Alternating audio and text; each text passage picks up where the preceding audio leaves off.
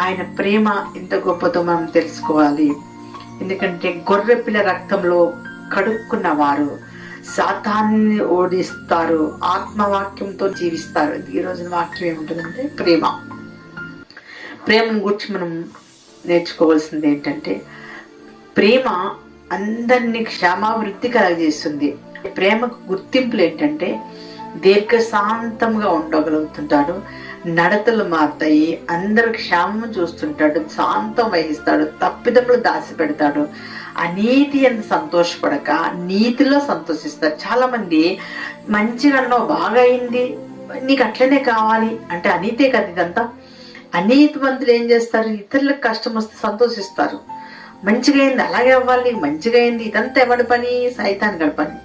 ప్రేమ లేనివాడు ఈ విధంగానే మాట్లాడతాడు. అందుకనే అనీతి అని సంతోషపడకూడదు అని నీ దేవుడు చెప్పట్లేదా? దేవునికి స్తోత్రం, హల్లెలూయా.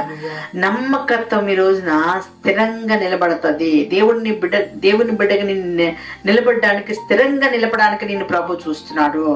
నువ్వు నిలకడగా ఉండగలుగుతున్నావా? ఇతరులాగా మాట్లాడగలుగుతున్నావా? నిలకడలేని జీవితం అంతా నీలో ఉంచుకుని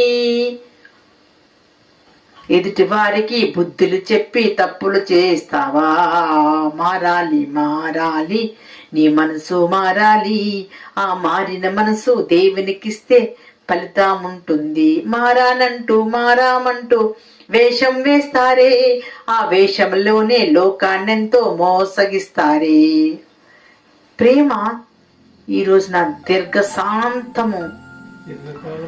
దీర్ఘకాలం ఉంటుంది, దీర్ఘశాంతం వహిస్తుంది. ప్రేమ ఇదంతా దయగా మాట్లాడతావు, మత్సరంగా పడవు ఎదుటి వారి యందు. నీ ప్రేమ డంబంగా ఉండదు, ప్రవర్తించవు. జస్ట్ ఉప్పొంగిపోతావు ఏదైనా వస్తే, మళ్ళా డమ్మని పేలిపోతావు. బుడగలాగా పొంగేస్తావు, డమ్మని పేలిపోతావు. అంటే ప్రేమ లేనప్పుడు ఇదంతా జరుగుతుంది.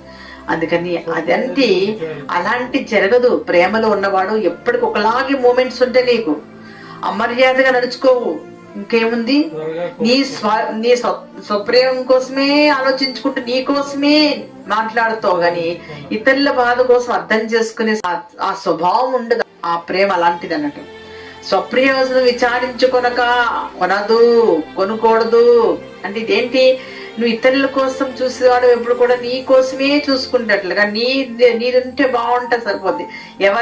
ఎవరెట్టిపోయినా నాకేం అవసరం లేదు, నాది నేనుంటే చాలు, నాకెవ్వరూ అవసరం లేదు. ఇలాంటి సాతాన మాటలు మాట్లాడిస్తుందండి ప్రేమ లేని మాటలు ఇదంతా.